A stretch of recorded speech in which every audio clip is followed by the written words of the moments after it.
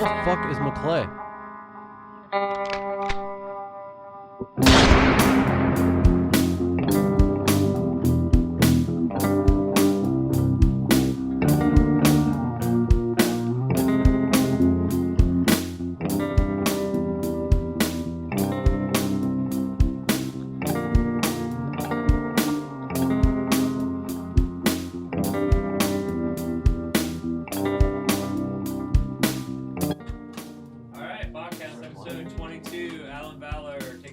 Check. You got Feeding Frenzy on you? Yeah. Alright. Click track. This is the, what's that? Click track. Yeah, the click track. Episode 22, Alan Valor. Did I say that right? Valor? Mm-hmm. Or Valor, it doesn't matter. It's just a word. You've seen the show. You know how to do it, right? What's that? I thought you've seen the show. Oh, do the slate? I'm just kidding. This one? Okay. Yeah. So, camera 3? Yeah, Does it matter? Okay. Yeah. All right. So, episode 22 of the Bogcast, Alan Valor, take 1. Hopefully it's take 1. All right. Action. Oh, fuck. You guys hear that? Fuck yeah, it's a Bogcast, episode 22.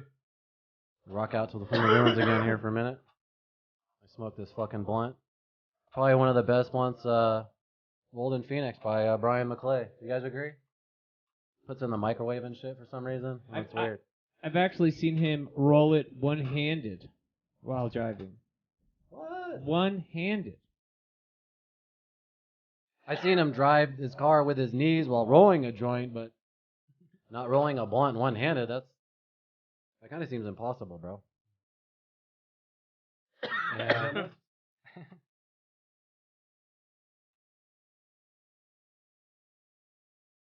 Probably in a little bit.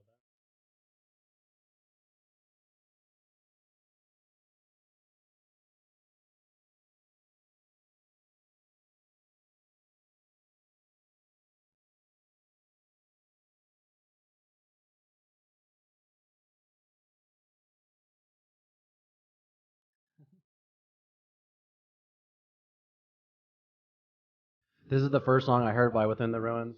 Really? DT showed me this video. It's actually when I was at your house, dude. I know. I watched this video probably about 100 times in a row. It's just them playing and then a bunch of people around a table with a body and they're just eating like its guts and stuff. It's really fucking brutal. It's badass.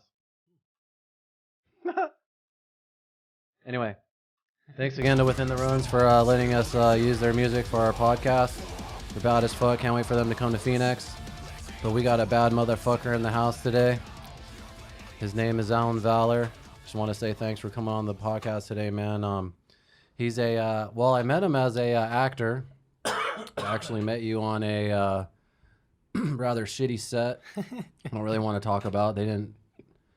It's funny because me and Josh had a script called $50 Extras, and this was a $50 extra gig that they didn't pay us, and that's a whole other story. So it wasn't a $50 extra gig. Well, I had to be a dick, and then I got paid. I don't think anyone else did, but anyway. I never pursued it anymore. I just found the whole situation to be funny, and apparently they didn't even release it. That makes it even worse. Yeah, fuck man. And they had this like luxurious casting call at that one hotel, and I guess one of the leads was on Sex and the City. Oh, really? Yeah, and he got casted because I remember he was there that night when we were doing the dance, the concert stuff. He was. You know who was doing the shades. concert? Hot Rock. No fucking way. Yeah, I like the real Hot Rock or Hot Rock. What? Like was it talking Hot about Rock the or Hot Rock? long blonde hair, right? Yeah. Hot Rock. Yeah. But within like a week later, you were already over at my house and we were kicking it and shit. Like Yeah. we seem to have a lot in common and shit. But then we were in acting class for a little bit. I actually dropped out, but you were able to you continue. I saw you progress as an actor, but then recently, man, you're fucking take on this producer role, and all of a sudden you have all these fucking crazy projects. You just had a short film was it best? Kevin won best director. Right. Was it the LA Film Festival? Short Film Festival? Or? Yeah, the Los Angeles Film Festival, and we also won the best indie short. Yeah, and it's called My Secret Wars. I was actually lucky; I got to be an extra in it, and it just we got to see when it was about 2 months ago the premiere here. Yeah, it was for it. March 14th. Yeah, and it was badass, and so I actually wanted to tap your brain a little bit about producing and stuff because I'm writing my own shit and I want to do some shit in the next year or so, and I just wanted to ask you like what it's like producing and all these new roles you're taking. Every time we try to hang out, you're fucking busy, you're all stressed out and shit. So I always, like I always fucking feel bad. yeah, man. So what's going on, man? Well, first of all, I brought some posters. Hell yeah. Unfortunately, I only have 3. I apologize. No, Oh, you're good. You're good. Thank you, brother. Let's check them out. I'll show them to the camera and shit. Yeah, these are these were at the premiere. It was the last ones we had. So I thought I had more. Oh, you're good, dude. I want to show you the camera and shit. You got it in there. Fuck yeah, dude. Thank you. Can I get your autograph though? I mean, Oh, you got to sign this shit. Yeah, Sure, sure. seriously. Get Oh, you yeah. to fucking sign it and put it up in the fucking room. Oh yeah, totally. We should totally put it up here. Let's talk about this film for a little bit, man. Yeah. How did you get involved with it, and what was your role, and what were you doing? I guess shortest way to put it, I started going to the artist box taking it was improv classes with Melissa Farley, and then later on I realized that You guys met Melissa. She was Yeah. guest number 7. yeah. And then Kevin R. Phipps owned the place, and I've always wanted to be an actor. And so he let me sit on one of the classes. And so I got interested, and we started building a good friendship and relationship. And the more I got to know Kevin, the more I realized how like-minded we are artistically and what we expect. And so that really kind of set the course of him wanting me to be his producer. He called me one night and said, you know, I guess his last film, the producer, I guess he was very sketchy, and they kind of had a falling out, and so he wanted someone they can trust. We got to know each other, and yeah, and then he's like, I have this project called My Secret War. He introduced me to Rina Hira, who she was one of the refugees in Albania in the late 90s. That's what the movie's about. It's not so much about the war. It's more about what this particular girl goes through, the experiences and the regret that she has, the decisions she has to make in order to survive. It's loosely based on some of the events that actually took place in her life, but they're not entirely accurate. But it's snippets of real life events that happened to the Albanian people, and she kind of combined it together and kind of tied her family into it. So it was nerve-wracking putting this together. Was that your first producing project? Yeah, it was my first thing I ever did. So and I was like, well, if I'm gonna do it, I'm gonna do it right. You know, even if it kills me, I'm like, I'm gonna make this right. So, Yeah. Well, it seemed to paid off because it came out amazing and seems to be getting a good reception and stuff from a lot of people. So yeah, it was also accepted at the Genocide Awareness Week at Scottsdale Community College. John Liffington, he's the professor. He's a history professor there that actually runs it. It's the biggest event for Holocaust or for genocide, the subject of genocide, and it was accepted there too. So they played it there, and we got an award for it, and so that was kind of cool too. But I'm just anxious to see like how it reacts to other festivals. yeah, I was gonna we say just is that's started. what's the future is just this on the film festival market right now. Yeah, for probably the next 2 years, we're gradually improving the sound too along the way. But yeah, it's only been in festivals for like 2 months. Mm-hmm. So and I sent you a link, so you have access to the film. Yeah. You got the email? Yeah, totally. I can send it to everyone. Yeah, so I you guys- definitely would yeah, love you to guys see all it. check Yeah. out. I actually have a kind of a story about the whole thing about genocide and stuff, and that, you know, even though we have movies and don't get me wrong, these things are amazing to help people who don't understand what's going on the other side of the world, until you've actually met somebody and dealt with somebody who's been through this and see how they talk about it, and it's really weird to get to that point. Yeah. And I had a good buddy that I worked with, and he was in Bosnia, and during the whole Bosnia Serbia thing where I can't remember how many hundreds of thousands, or if it was a million or what, hundreds of thousands, I think probably, it was a weird war, because if this one was all the Christians wanting to kill all the Eastern European Muslims. And so it was a genocide on the Muslims, and it was just an absolute crazy thing. And he was telling stories, and I remember hearing these stories, and he was a child or a kid at the time. He was like 10 years old when this was going on. He was like 8 to 10. And he had told a story about how him and his buddies would try to go to school every day just to get some normalcy. But every once in a while, they'd get pop shots taken at him, and one of his friends got killed right in front of him when they were kids. And what they were doing is the soldiers, were sighting in their scopes, and they were using kids walking to school to sight in their scopes. Damn, dude. And that's fucking hardcore. Absolutely. And so, like, my long way around that, telling that story, is to ask, how you said that the person this is about worked with you. Was she the actress that played this? Yeah, there's she's the main character in it, Vera, and there's flashback scenes. Actress by the name of Harley Phipps, actually Kevin's niece, played the younger version of her. So yeah. So were you there when she was acting on set? I mean, was I was line producing too. Yeah, that had to be kind of crazy. I mean, was it kind of hard for her to do with all those memories and a lot of prep work. I mean, she was definitely serious. I think Raina, as far as I know, I mean, I've known her for about 3 years.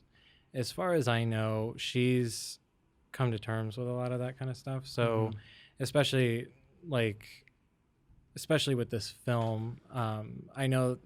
I mean, at every event we go to, these raw emotions come back up. Oh yeah. Even at the Genocide Awareness Week, her whole family was there, and they wrote a little piece, and they looked up a little bit of information, kind of gave a little speech on the history too, and it brings up the. I don't think that ever goes away when you experience. No, you're like right. that. Yeah. I mean, these families are still getting calls every couple of years or even months, depending on where it's at and what, war or what thing was going on. They're still getting calls where they would find a new, mass body grave, and they need to identify victims. And, they'll get a call every couple of years. Hey, we might have found some relatives that you're missing. Do you want to come back and help us? And you know what I mean? Like how that, and that's in every one of these situations where no matter where it's at in the world, they're still being affected directly from things like that. So yeah, it's weird to think about, because when you use that word genocide, most people in your head, you think like World War II, Nazis, and then like Vietnam, all the Vietnamese that died, and but you don't think about it as like a current thing. And this only happened 20 years ago. I mean, thousands of Albanians were slaughtered.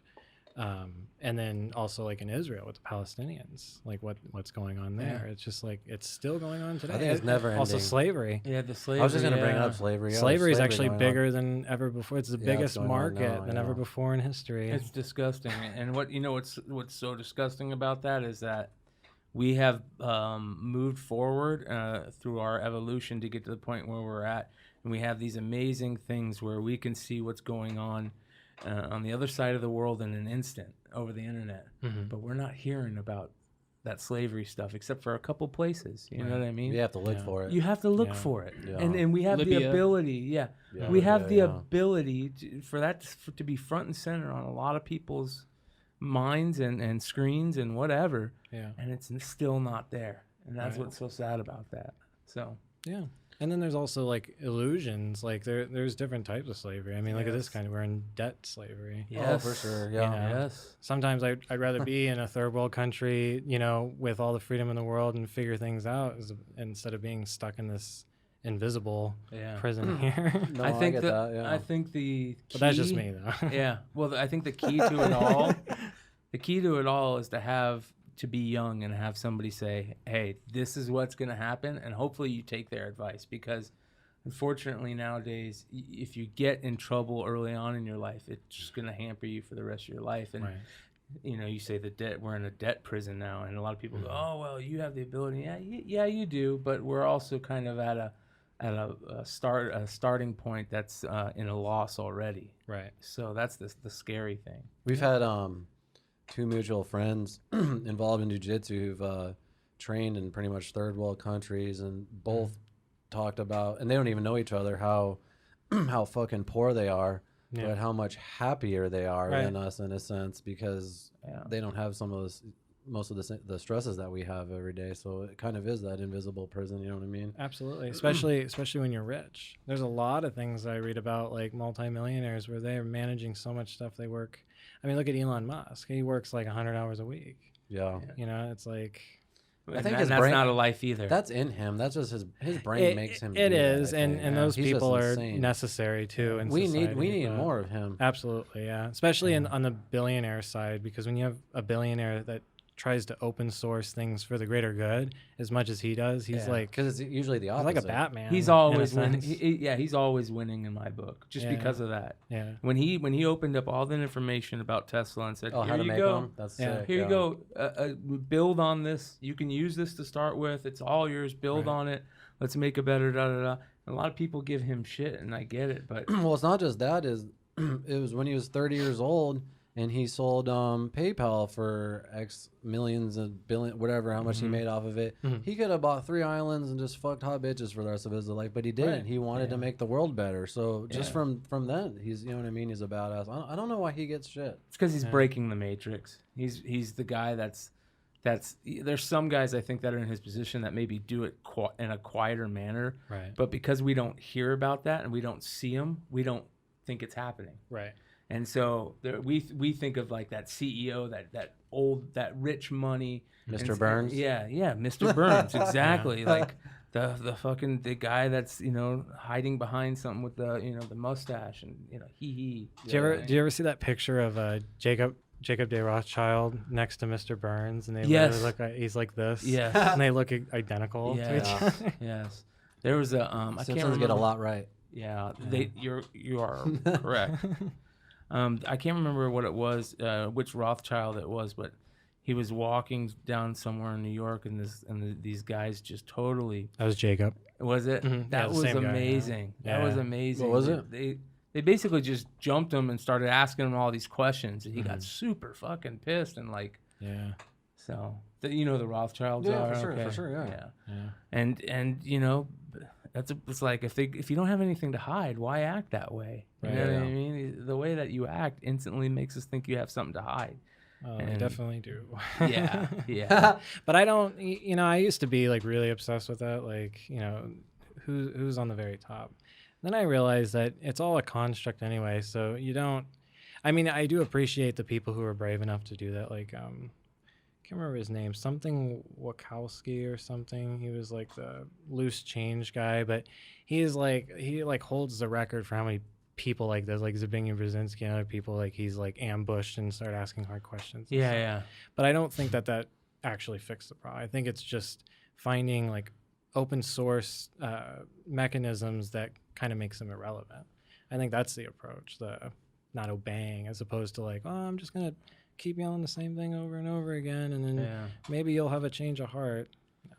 No. They're really trying to stop that whole thing, the whole open source, and that's going to take them right off their perch. Absolutely, yeah. And it's going to be very hard to stop, but we'll see. Yeah. I don't know if they. I guess if they figure out a way just to kill the internet completely, right? But that would be pretty difficult. Yeah, but not impossible. No.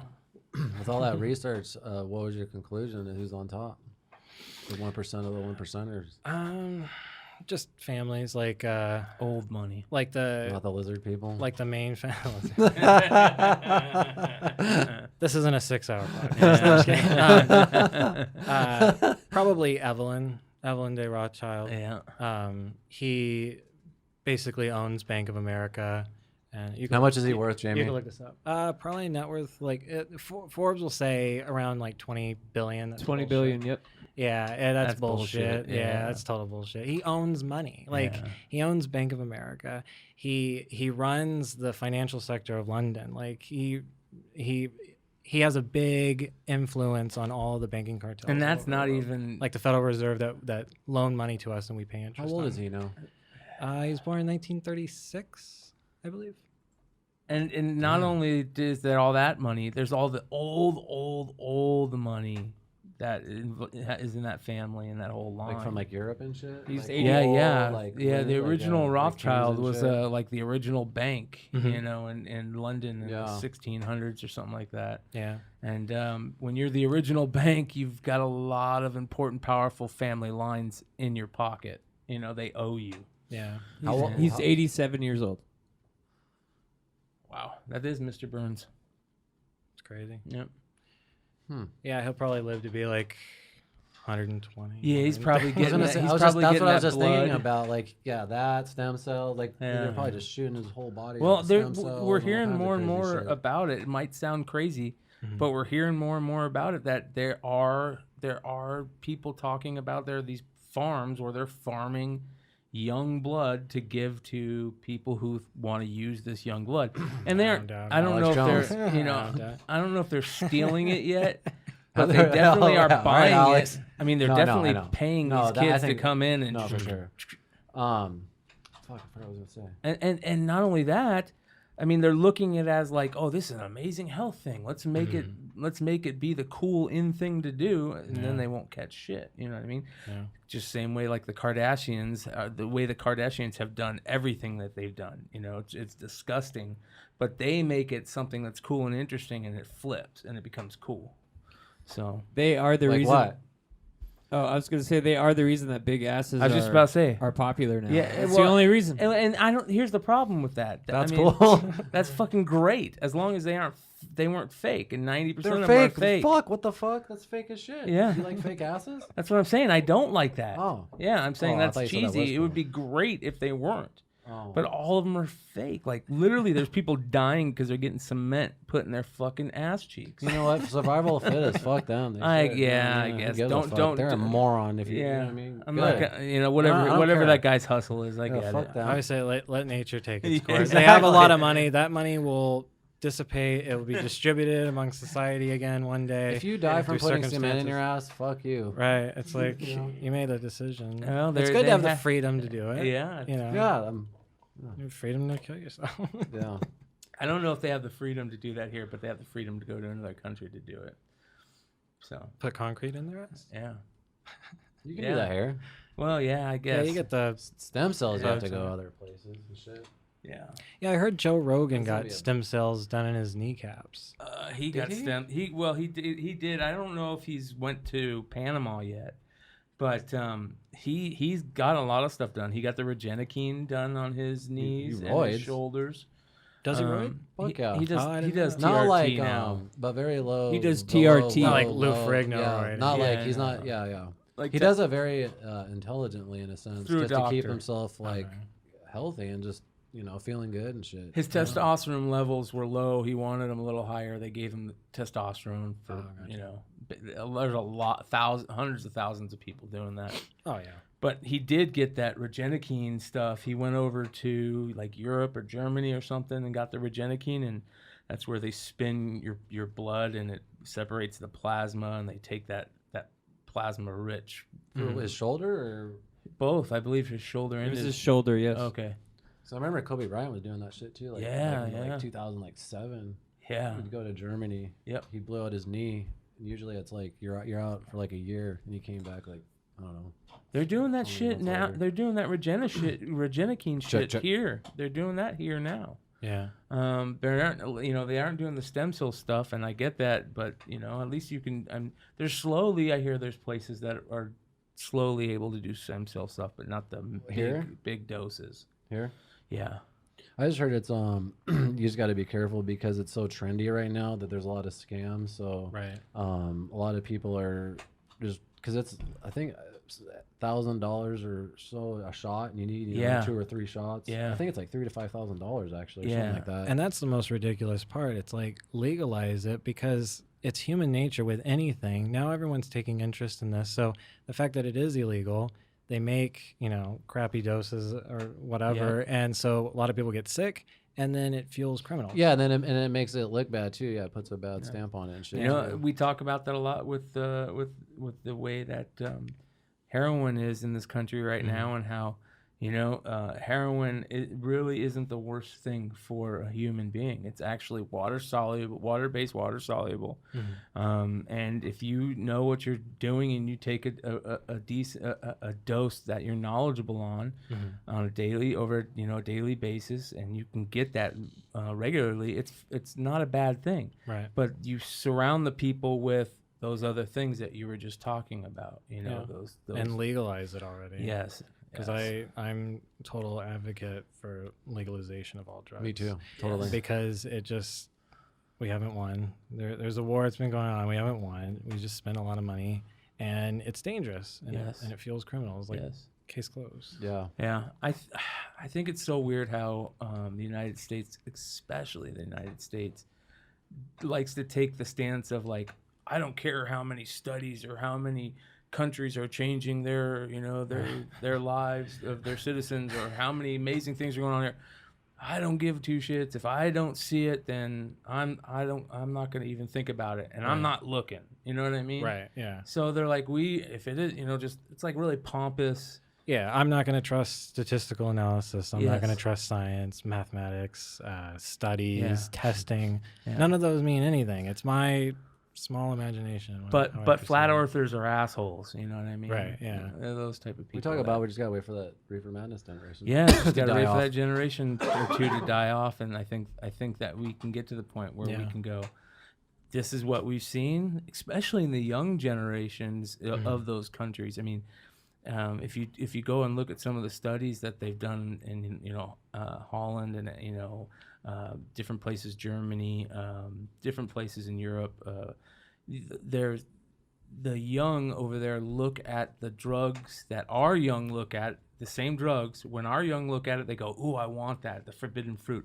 Right. Their young in these countries go, "Fuck no, why would we deal with that shit? It's bad for you." Da da da da. It's because the education has been stronger and it's instilled at a family level too. Right. So it's amazing what that change does in just one or two generations. Oh yeah, absolutely, yeah. And there was a study. I don't know the absolute facts, so you might want to check it. Jamie, I guess Portugal, when they legalized all drugs, the drug use dramatically dropped in that country. Yeah. And I was like, well, there you go. There's a good study right there.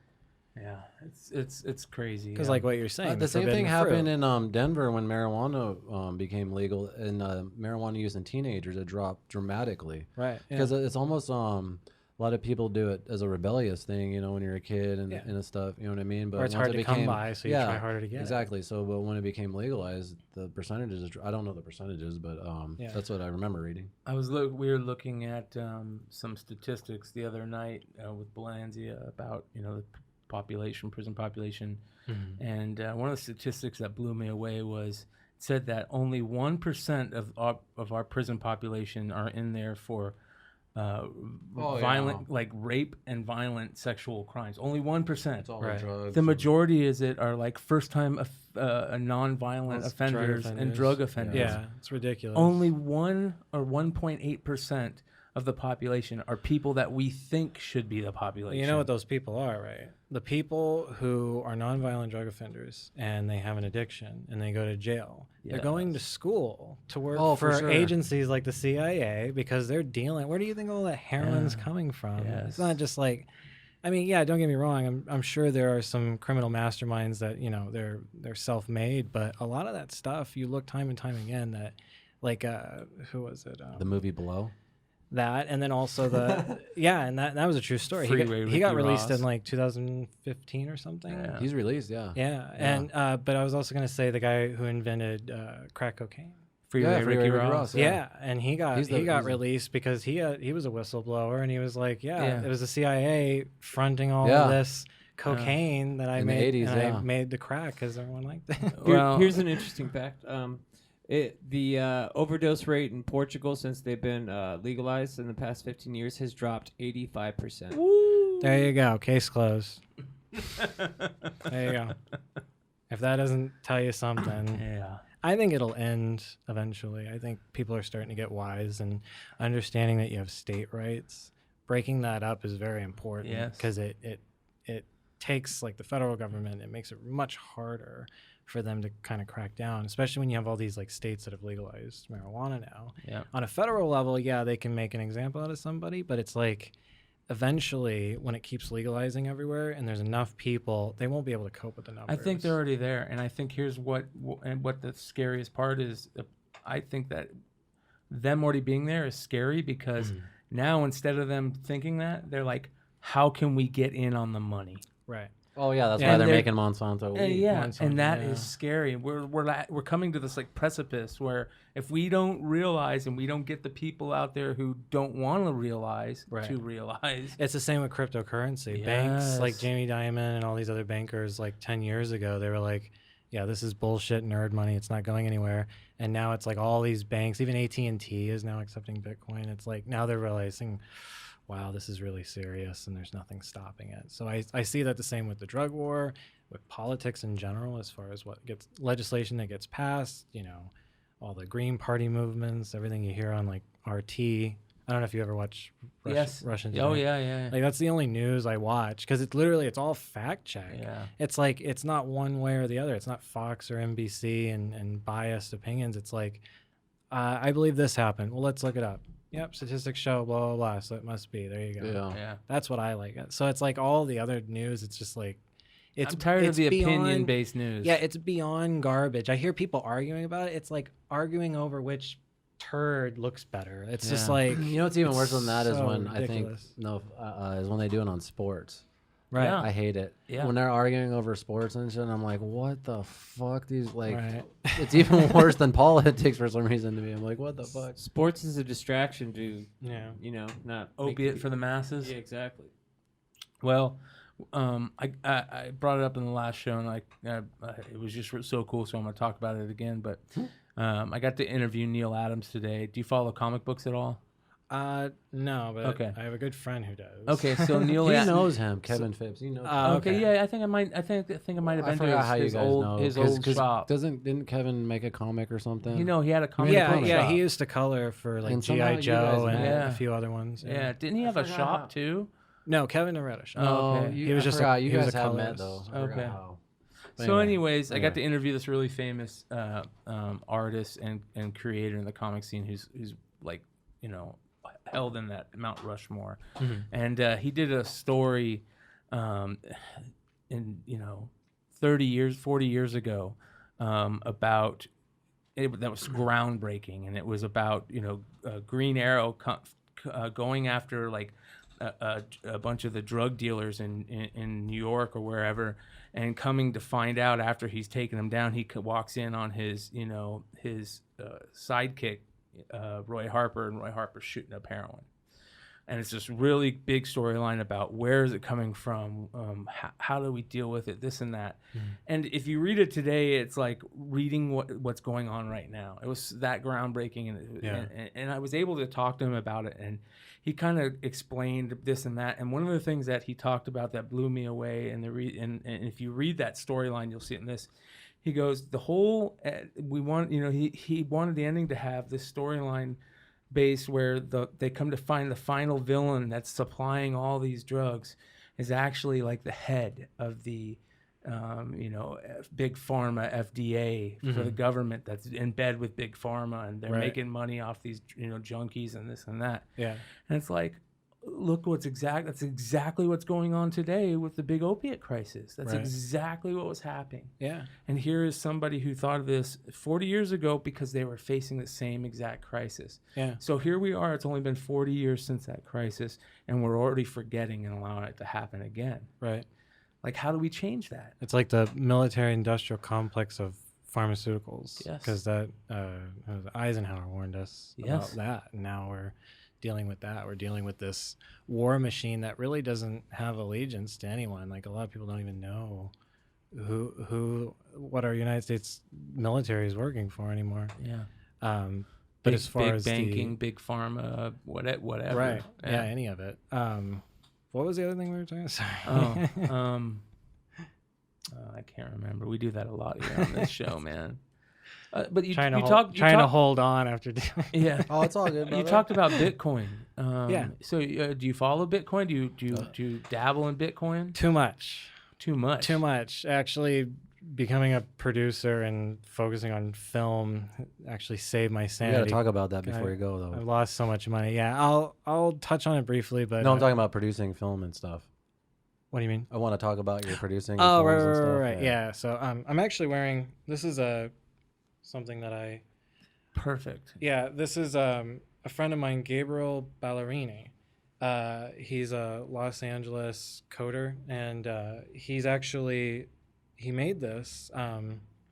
It's called Modacoin, and it's a cryptocurrency specifically for marijuana dispensaries. Wow. And he's already had a few people, do it. And because the biggest problem with marijuana dispensaries is because on a federal level it's still illegal. So banks, won't deal with it. So they're a cash business. So it makes criminals like, oh, hey, they got $500,000 in cash in here. Yeah. So this completely eradicates that. So now they don't have to deal with cash anymore. They can pay employees this way through the ATM systems. And then also with the ever increasing value of Bitcoin, more people will adopt this. And then there's incentive structures built in why to use this instead of cash. And it just makes it's a workaround the banks. Yeah. And that's what this. And that's important. That's Yeah. awesome. Put it in our hands and not in theirs. This is the old website, realmodacoin.com. It's now just modacoin.net. Okay, so have you looked into this isn't cryptocurrency exactly, but it goes, kind of along that level. These, you can now buy shares in companies, medical marijuana companies and this and that. And everybody's talking about how this is the new, this is where you want to put your money. Have you looked into that at all? Not much. My girlfriend, actually, she dabbles in stocks and stuff, plays around with it. I don't like dabbling in any. Here's the thing. I hear a lot about like multimillionaires, and they don't deal with stocks. Yeah. And that's where I want to be. So why would I deal with them? Yeah. Go for that's my philosophy. But she's looked into it a little bit. I think it's just a trendy thing right now because anyone with a brain cell knows where this market's going to go. I mean, it's going to make.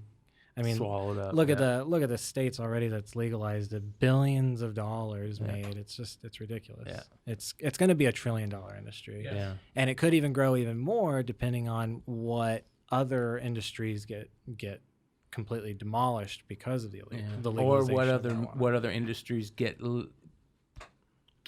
part of that legalization, i.e., psilocybin. Right. I mean, if that's another little game changer and this huge game changer of the legalization of cannabis.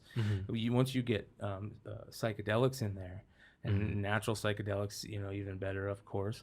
Once you get those in there, Right. everything's just gonna.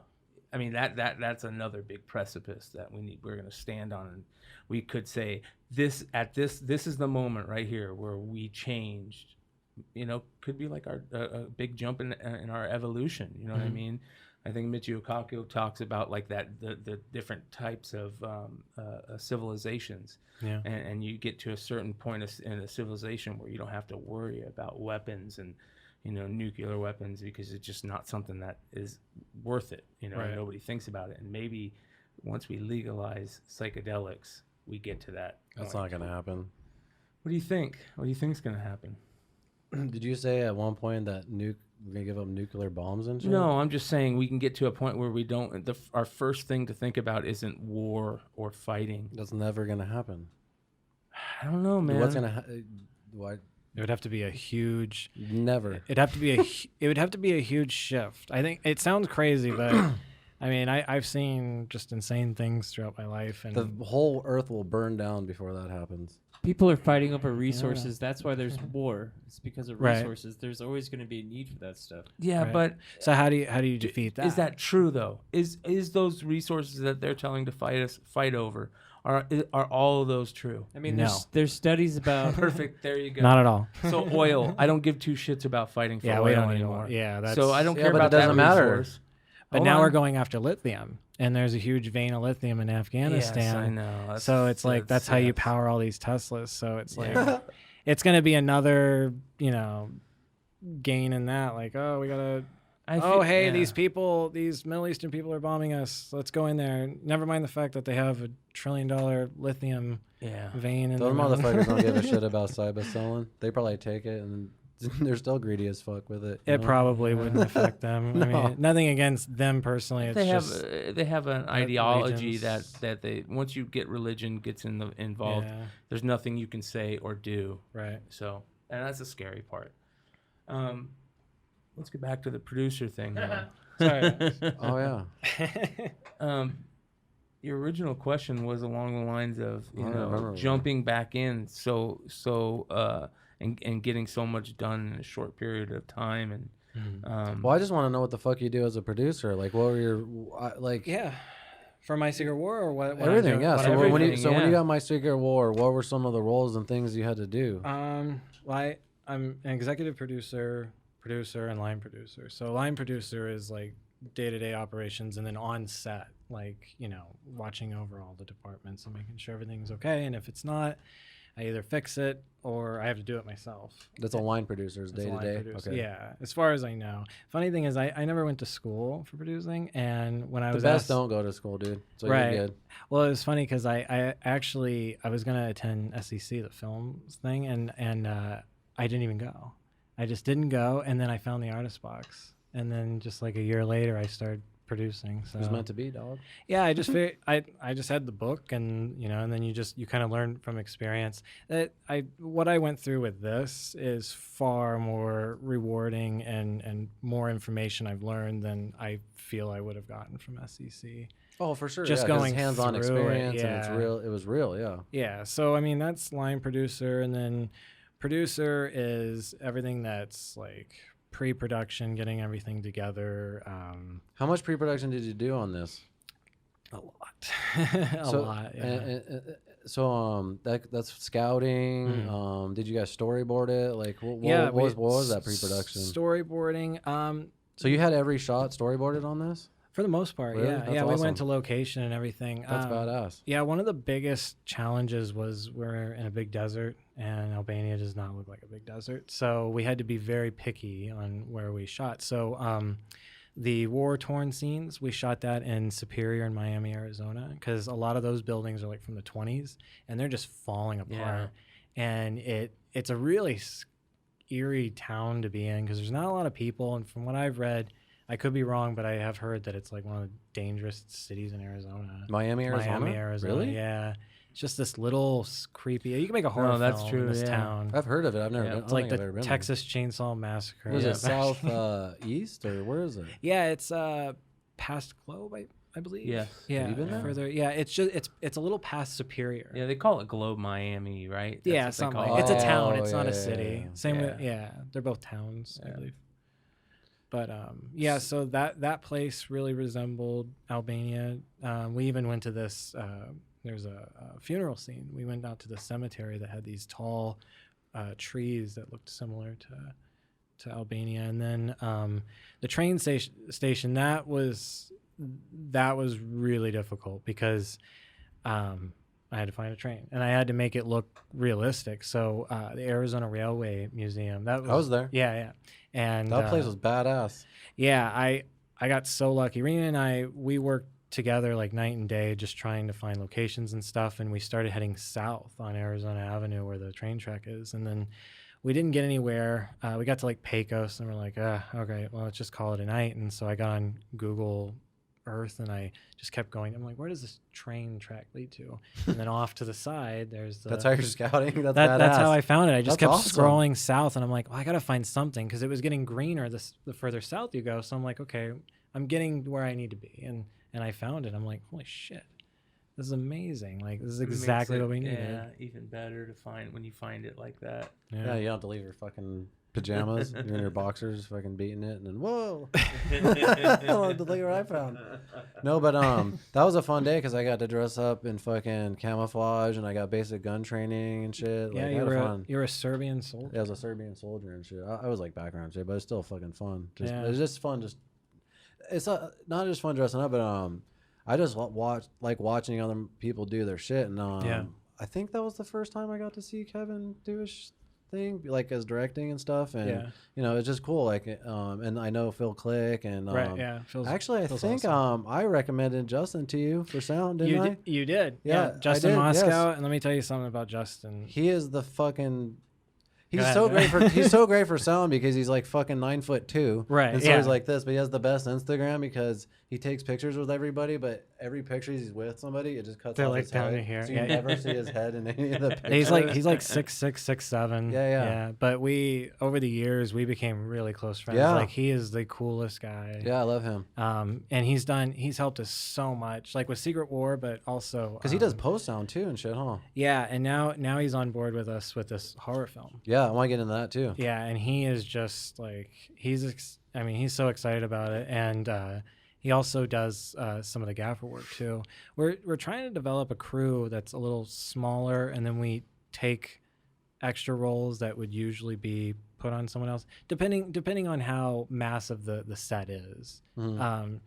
Because we feel that the less cooks in the kitchen. Oh, for sure. You know what I mean? It's just like I've been on film sets where there's like 3 different directors directing a fight scene. I'm like, get out of here. Yeah. This is ridiculous. So ever since we started experimenting with that, and just really close people that we've developed relationships with, it's just smooth sailing. I've been in a fight scene where 2 different directors told me to throw a punch 2 different completely ways, and I was like, what the fuck? Yeah, what like, do you do am I with that? supposed- Yeah, I answered to one director. Yeah. You know, so But before we get into your new project with the horror film, so you have the script and then you storyboard it, and then after you storyboard it, then you scout from the storyboards because you know what your shots are. You're like, okay, so we need these are the shots. Is that kind of the order that you do it in? well, the way that I see Kevin doing it, he'll have a vision in his mind of how the scene will play out and what the scenery would look like, and then we go scouting. And then after the scouting, while we're there, then then he finds the shots. then he'll find the shots. That's- Here's the okay, angles. that makes sense. Like we went to the train museum for like several times. Yeah, because you can't And have we the went in shot there and then and- try to pull the location out of it. 'Cause Right. That'd be impossible. Yeah, That he makes always. sense. I know some people. I heard this recently. I don't want to give any names, but they're on a film set and they're like, I don't want to go back. I don't care if they're paying me. They show up on a set and they don't even have shots. No, that's the worst. For yeah, sure. and they're like, oh, what do you think we should do here? Well, And it's see, like, when they're pulling camera shots out of their ass on set on that day, that's when Right. you kind of know it's a disaster. yeah, you only have like 10 to 12 hours. So it's like when you're there for half the time deciding what you're going to do, that's called pre-production. Yeah. Last time I checked. But Yeah, that's to me the most important part. Like, Yeah. that's why I'm kind of asking all these questions about it because I'm trying to figure all that shit out. But that's badass. So you go to location, then figure out the shots, and then story. Oh, thank you. Yeah, and we did that for the horror film as well. Yeah, so let's talk about that. So, is that another project that came up with Kevin's directing, and then he just asked you to be a producer? Or? Yeah, it was after doing Secret War. We realized that we work really well together. So we're like, what are we gonna do next? So we started. Well, Kevin did a vast amount of research on what's in right now, and horror anthologies especially. We've noticed there's a significant amount of them, especially on Netflix. And so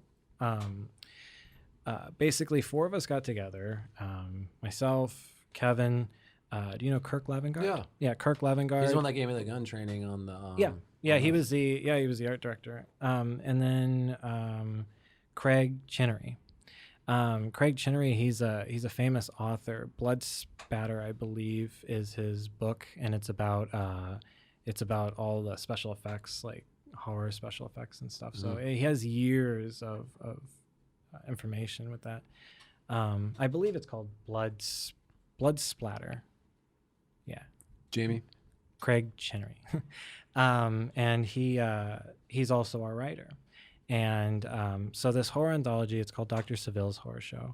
And we want to make a trilogy out of it. And it revolves around this almost like new, it's still under construction, but it's this new Freddy Krueger iconic type horror villain, whatever you want to call it. And his name's Dr. Seville in this one, but he takes different forms. He's a demon. And each film, at least this one, it's 4 small stories with a 5th one that wraps around it. So it's kind of like Tales of the Crypt, where you watch like a 20-minute segment story, and then it goes back to the creepy, skeleton guy, and then it goes to the next story. Or Mhm. same with like Tales from the Hood and things like that. So it has more of an 80s feel to it. We're kind of bringing the 80s back with practical. We're using no special effects. Oh, that's cool as hell. Yeah, it's all it's all makeup. I watched the and behind the stuff, scenes that you sent me. Oh, the horror show thing? Yeah, Yeah. especially. I'll send you that, McClay. Yeah, we had these people from the horror show. They have a pretty good following, about 25,000 followers on YouTube, and they came out and did like this whole special on the makeup and stuff. But they didn't give away like the monster.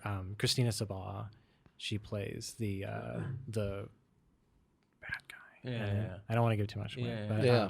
And then Jedediah Jones. I know Jedediah. Yeah, he came on and did the lead. His name's Jake, and it's about a guy who can't stay with a girl more than one date, and he learns a valuable lesson, I guess you could say. I don't want to give too much away, but I guess this one is be careful what you wish for is the message behind this particular segment. But then, so we just finished that one. We have one pickup shot day on June 1st. You're more than welcome to come out. So all 4 episodes or 5?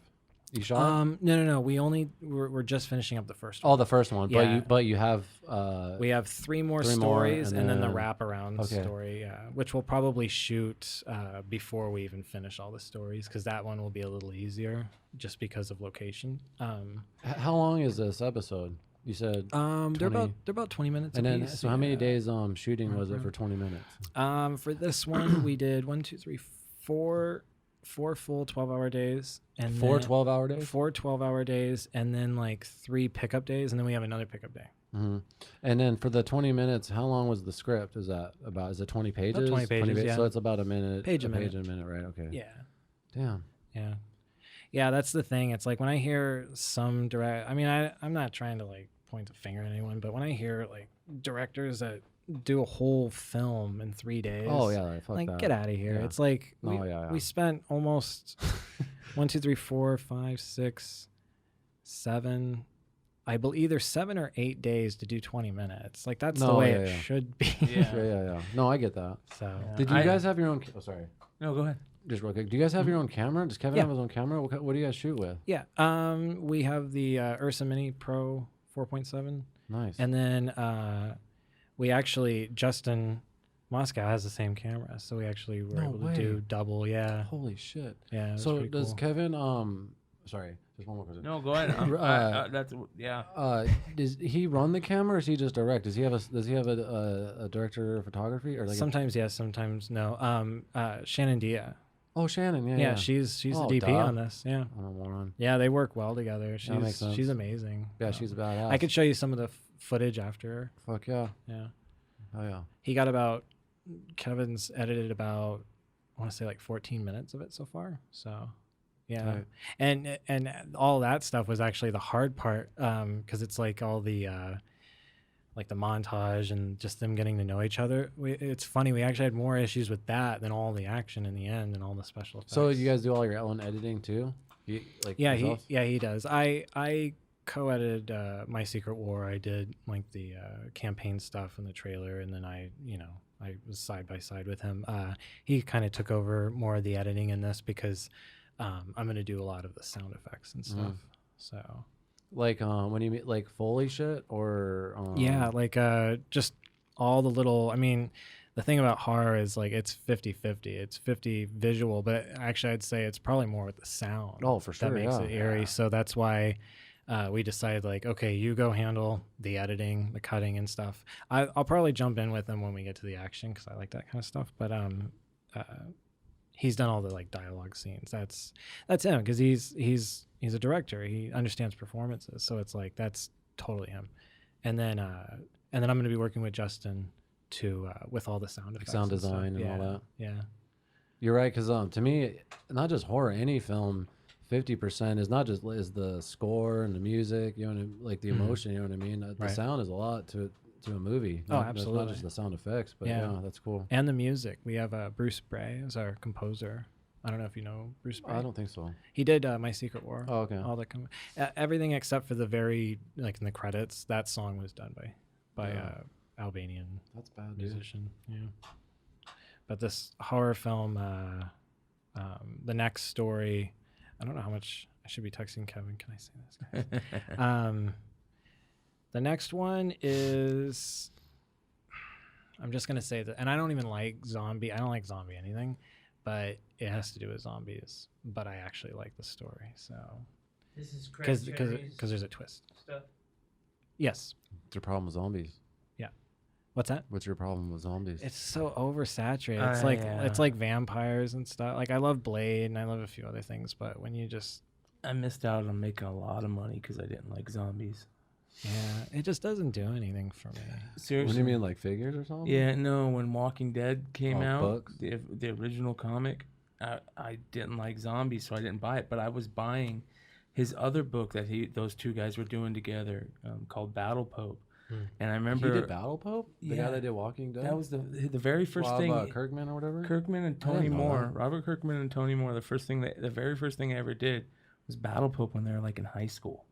They self-published it and shit. So I was into it then, just because you remember I was really into that, making fun of fucking religion shit, and I just didn't like zombies. And I'd go to the comic book store and be like, just get this book. Buy like 3 or 4 of them. This book's going to be a huge deal. It's like, no, I don't like zombies. And they kept telling me it's not about fucking zombies. It's really not about zombies. It's really not about zombies. And then I remember like 3 years later, I was like, you know what? I'm going to check this book out and see. Everybody's going crazy over it. And it's not about fucking Walking zombies. Dead? Yeah. No, it's you said it was badass, right? Yeah, The First, Walking like, Dead big- isn't the zombies. It's the people that are still alive. Yeah, the drama between them. And Just that's fucking why each that other show is over. so amazing. And like you said, it's very hard to do that with zombies, to Right. make something original or make it something that feels fresh, because it's a lot's been done with it. It's overdone. It's like Batman recently. Yeah. It's like they are overdoing. Don't get me wrong. I wish I could time travel to October 4th for the Joker film because that's how excited I am about it. But I just watched the trailer again last night. now they're doing another Batman revamp. Did you see with Robert Pattinson? Yeah, honestly, I'm cool with that. Yeah, I'm like whatever. I don't hate him. That movie that he did with Guy Pearce was fucking amazing. I think he's a great actor. Yeah. I think everyone shitting on him just only knows him as Twilight, but Right. he's been fucking acting his ass off in independent films for the past fucking like 10 years. Did you see who they're saying that there's rumors that he's been cast as Wolverine? Fucking Charlie Hunnam, the dude that was in really? Yeah, Sons of Anarchy. Oh wow. He'd That's be good interesting. fucking Wolverine. The thing about Batman, just really quick though, is it doesn't really matter who plays Batman. It's really just about Bruce Wayne. Anyone could be under that suit and do all the fucking fighting and all that Right, shit. You know what I yes. mean?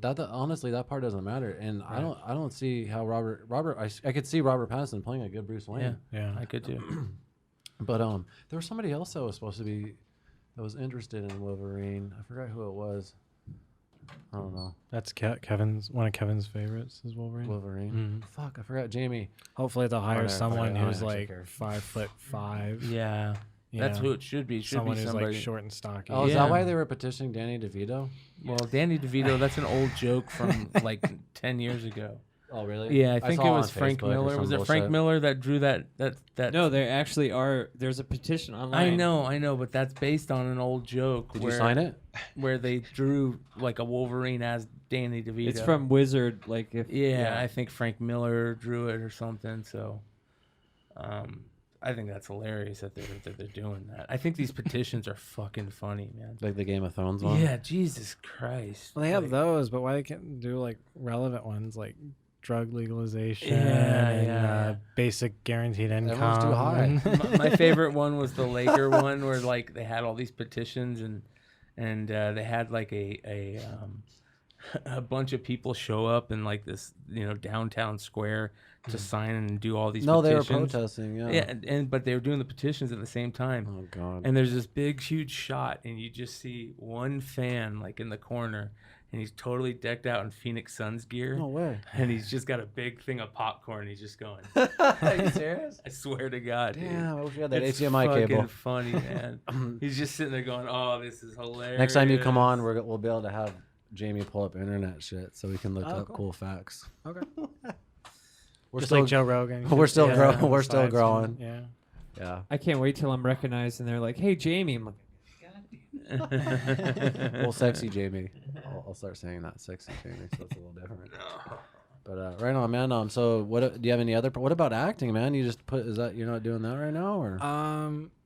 I am. Do you still take classes and shit? No. I graduated. Oh yeah. Yeah, I graduated last September. Yeah, that's cool. The Meisner. Mm-hmm. Yeah, That's that was quite the experience. Is the guy who teaches that? Is Kevin that Phipps? Kevin Phipps, yeah, and everyone has like a breakthrough moment in that class, and mine was definitely, I'll never forget the night. It was level 3, and we can't really talk too much about it, but we were prepping, and I walk into the room and started the scene, and I just remember that moment, just living in that moment. It was like I believed everything that was going on, the circumstances. As the character, you mean? As not so much the character, but just me, like what the Becoming the circumstances I was in. Yeah. And coming into the room and interacting with this other person, I believed it, and all the words had meaning. And I'll never forget that night. It's like turning a leaf in jiu-jitsu. Yeah, or breaking through on DMT. Yeah, I've done martial arts for years, and I actually learned. I was able to use martial arts as a frame of reference a lot in Meisner, as far as being in the moment. Yeah, it made so much sense about having that perfect, especially level 3 when you go over like scripts and stuff. I don't think I'm giving anything away, but to me that was like my favorite, because that was the perfect balance between structure and imagination, and that really opened my. When you say you weren't allowed to talk about it, what do you mean? What can't you talk about? Well, it's like his class that he teaches. Just like a lot of the personal experiences that I go through. I'm like strangling myself. Like just the personal experiences that you go through. I mean, I'd have to get like okay from everyone who was in that class. No, I see what you're saying. Stuff like that. I get that. Yeah. I understand that. Yeah, all the information about the Meisner technique, all that you can read in the Meisner books. Like it's no secret. So, but as far as acting now, are you have any projects? Are you trying to pursue that right now, or are you just doing? I have a big one, but I can't talk about it because it involves. You fucking put your balls in a vault and they have it until it's done. Right. I get that. Well, yeah, not exactly. It's just because it's still under construction. I've really wanted to act for a long time, but I've just been so busy with other things. I did star in a short that was filmed at SEC. Garrett Beebe, he graduated from SEC, and it was one of the capstones like last year. I think it was kind of a capstone. I don't know the exact thing, but he got a certain amount of money to make a film, and I auditioned and I got the lead role for that. It's a comedy called Short Film, and it's about I play a 22-year-old kid who's cocky and thinks like, oh yeah, this is in the can, simple, I can make a film, and everything that can go wrong goes wrong, and I deal with replacement cast that doesn't fit the bill, and I flip out on that, and I don't know, it's fun. It was a fun thing. A lot of inside jokes. Yeah. Some of them deliberate, some of them not, but it was fun, and it was the funniest part about the whole thing was it took like 2 months to render all the footage after he was finished because he shot it in 8K. Wow. Yeah. What? Yeah. That's weird. And I was like, why did you do that? And he goes, because I was able to. So I'm like, I'm not going to argue with that because that's how I am too. It's like, why Doesn't that not? take up just massive amounts of storage? Yeah, he lugged around a 10 terabyte hard drive. Jesus. And this is a 14-minute film. Fuck. But it looks great. I mean, it looks great I on the hope big so. screen. Jesus, It's huge. yeah. The bars, they shrink, and it almost looks like you're watching one of the IMAX scenes from The Dark Knight, but the whole film That's badass. has that feel to it. That's so. badass. But it's this like funny comedy. Yeah. So yeah, that's the last thing I've done. But now I'm just really focused on this role. I could tell you guys after, but Oh, for sure. yeah. And then, is there for My Secret Work? Can anyone go see that now? And you said you were going to send the link to us. Is it available publicly, or is it just on the festival right now? It's still private, except for anyone who is involved. So like, you know, you got the mass email out with the Venmo and the so anyone that you feel like, oh, you know, I trust you, by all means show. We don't mind showing it. It's more just we don't want it leaked in the wrong way while it's still doing the circuit. Oh, for sure, I get that. So, but we also didn't want to like conceal and keep it from people. So Rena actually, she busted her ass to ensure that every single person that was involved in any way, even a production assistant for a couple hours one day, like every single person has access to see the full length feature. So That's awesome, dude. Badass, Yeah, there's I encourage everyone to see it if they can. Is there any showings that are gonna be in Phoenix at all again, or Phoenix Film Fest? But that's like next year. next year? But it'll definitely be at Phoenix Film Festival for sure. And then trying to think where else. I know Kevin and I were talking about doing like a film bar, and then I know they do showcases at the Pollock Cinema, so we might go in there again. I don't know. We've just been so busy with this horror film and just getting everything, because we have a deadlines. Like we want to get this out by December, and so we literally have to shoot a short like every 2 months, and that includes pre-production, casting, you know, them working their asses off and deepening the characters. We got lucky with Christina Saval and Jedediah Jones. Yeah, they're bad. Jedediah's bad. I didn't even know, because he auditioned to play Benny in My Secret War, and then we were kind of looking for a different look, and then he ended up playing a soldier, and I was like, Yeah, we were next to each other in that. yeah, and I regret it, because he goes, I don't regret it. He's a great guy, and he's been absolutely amazing, but he went off and did that film with Jonah Hill and Joaquin Phoenix. And we're like, I love that. That's awesome. He's a subtle actor, which I like. It's all written on his face, and he was a great contrast for Christina in this. So. He told me an amazing story about being in the makeup chair and shit, and Jonah Hill getting done right next to him, and how fucking cool he was and stuff, and humble, and he came over and shook his hand. I'm Jonah Hill, and I was like, that's badass. Yeah. He had a speaking role. It was you can't go what's that movie called? Can't get far on foot. Yeah, you can't get far on something foot. like that. Something like that. That one with Joaquin Phoenix, who's in a wheelchair. Yeah. That movie's awesome. I actually like that movie. I haven't seen it. I saw that scene that he was in, and he said that he wasn't able to talk to Joaquin too much, not because he was a mean person, but he was so deep. Oh yeah, like someone like him, he's like, he gets lost. It's called "Don't Worry, He Can't Get Far." Oh, yeah, don't worry, he can't get far. What's funny, I saw Joaquin Phoenix promoting the movie, and he couldn't even remember the title of the film he was promoting. Sometimes I see like him outside of, you know, the films and stuff, and he just seems like fucking wacko, man. Like when he was on David Letterman. Those are the best actors, though. There's man, that shit's badass. They are the best All actors. that crazy shit. I agree. He's like one of my favorite actors ever, and it's amazing. But you're right. A lot of the really good actors have a lot of crazy. Well, he looks great in the new Joker. I mean, that thing is fucking amazing. Yeah, that's we're gonna be a good excited to movie, see it. and I love how they're taking it back to the '80s too.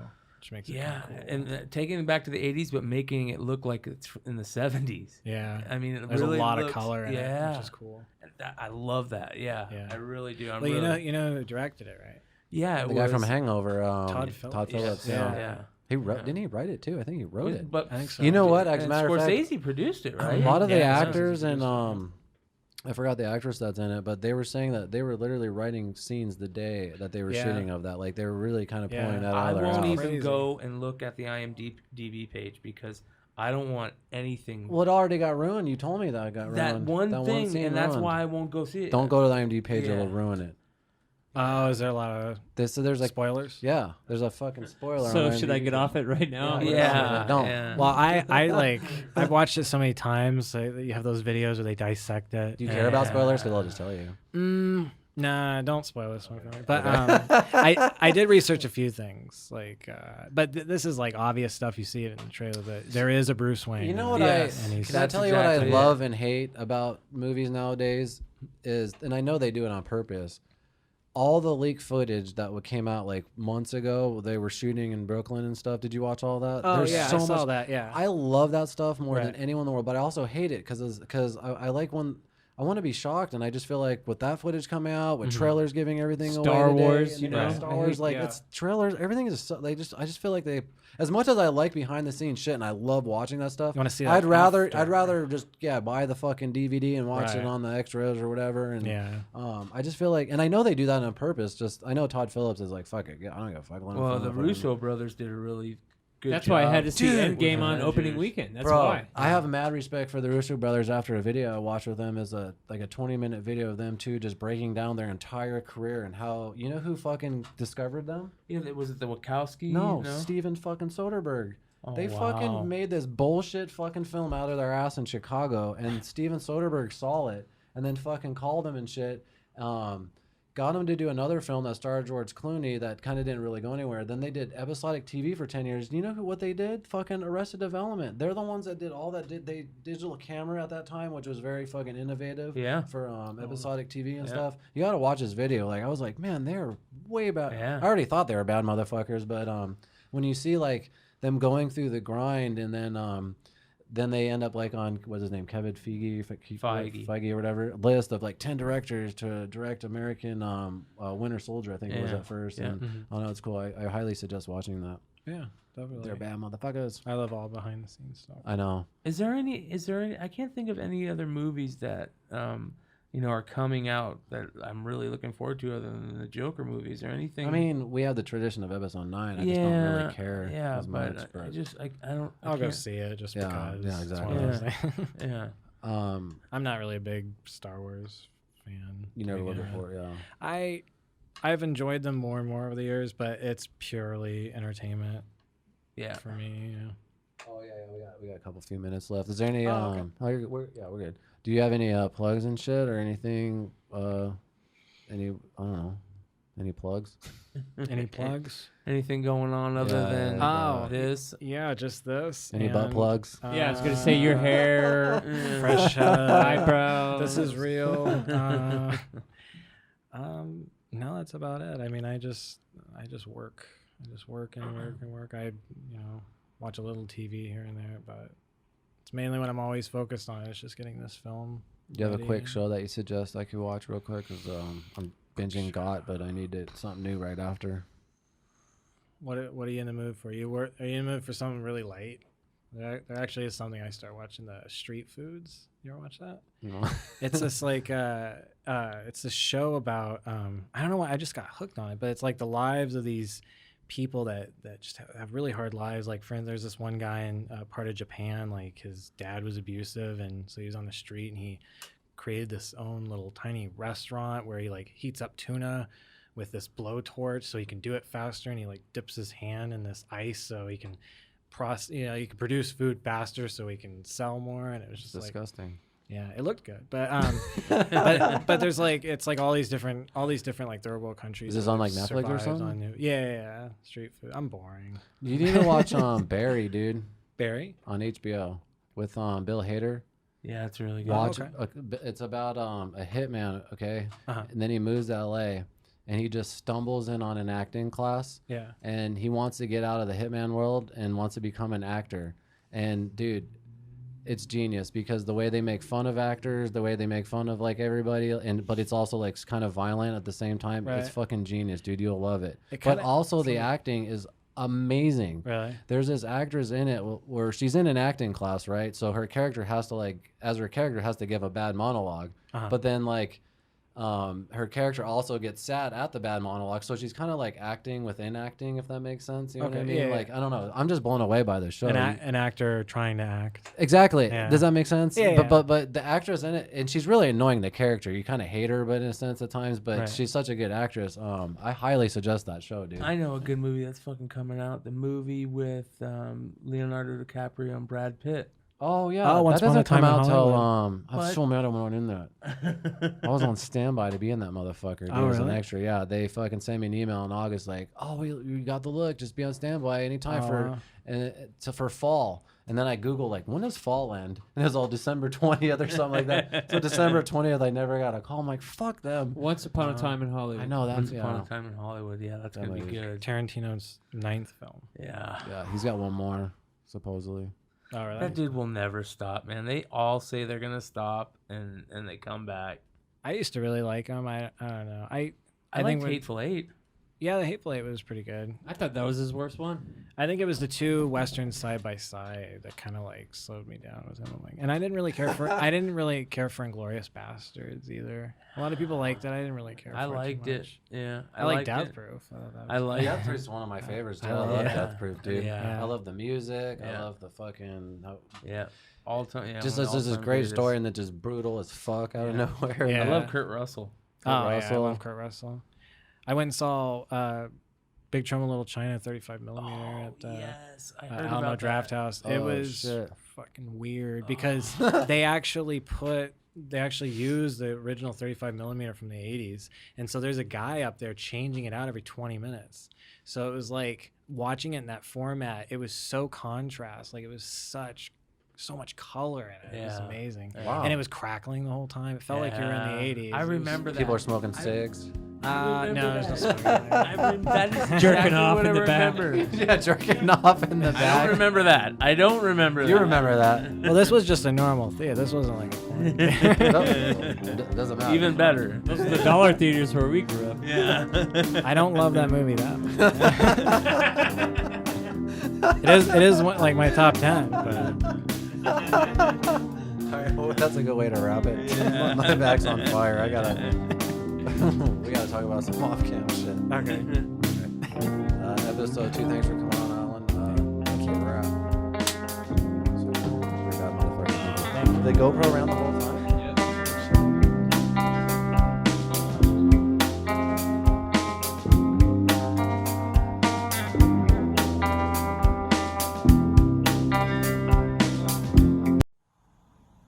Bang!